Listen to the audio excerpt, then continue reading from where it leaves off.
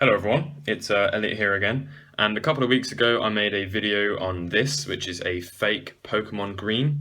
It's a Game Boy Advance game. It's the leaf green version, and yeah, I picked it up along with these two games in the background, and it was a fake. It's not a legitimate copy, and there are lots of things that you can see which kind of make it not such a legit copy. And I made a video, as I said, a couple of weeks ago, and I got a lot of feedback. A lot of awesome people commented, telling me a couple of different things. So it's been really educational, and I think a lot of people have been quite interested because it came with a box. So I'm a little bit more prepared this time. Last time I just used a screwdriver to measure it, but this time I've actually bought a tape measure. Okay, so it's about 2.4 centimeters, and I'm going to measure a official game. And an original game, it's about 2.2. So it's basically 24 millimeters on the fake one and 22 on the legit copy. So with a 2 millimeter difference, it wouldn't fit in a box protector. So that's something, if you guys ever find one, just to kind of keep in mind. And it also shows that it's not legit because they're all 22 mil. But as I also mentioned, as you can see, everything's not being printed properly. It's also got a completely different finish, which you can clearly see when you look at different games like this. It doesn't have a complete shiny back like this one, but just the general finish on this one is a lot better. It's a lot higher kind of quality, whereas this one's a lot more like noticeably fake. Another thing you can see is that it's compared to this one, it's more of like a flat pack box kind of style, as opposed to this one, which is a flap. But I have actually been told by a user on Reddit that this is actually the one that leaf green comes with. So that's nothing irregular there.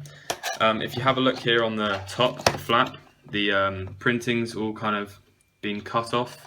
So I guess that was another indicator that it was fake, and it's also on the Pokemon logo and the only 4.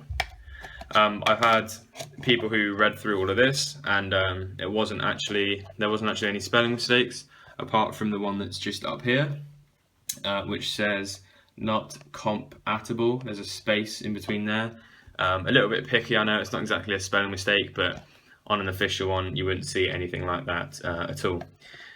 So what I'm going to do, that's pretty much it for this box. What I'm going to do is set this aside for now. One thing to mention is this is the NTSC version. As you can see, it says USA on the cartridge there in the corner.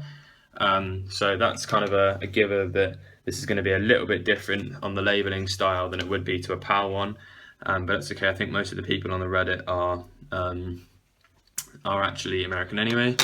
And then a couple of the other differences actually before I move on is on this Nintendo logo just here, the N is a little bit thinner than the rest, as you can see there, which is usually always a sign if the official seal of quality isn't the official seal of quality, then obviously it's not going to be a legit copy.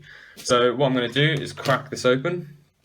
I had a gentleman on the Reddit as well post saying that he wanted to see what was on the top of the flash cart on here because the battery's covering it. So what I'm going to do is actually desolder the battery from the board. I know it's a little bit dangerous, but this is only a fake, so it's not exactly a huge worry. So I'm going to go ahead and do that now.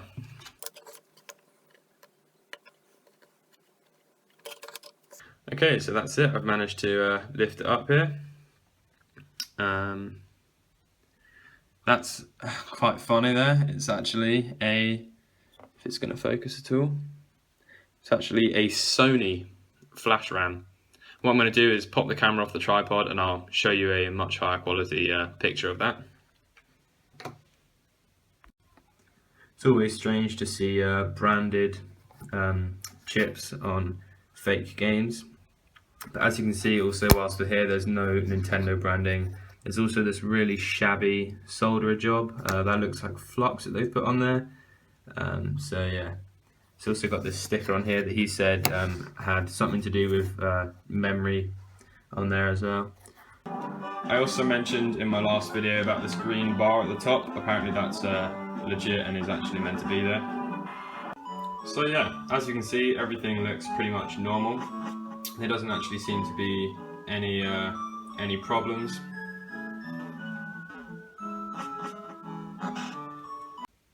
Okay, so that's pretty much it for this video. I hope you guys have enjoyed.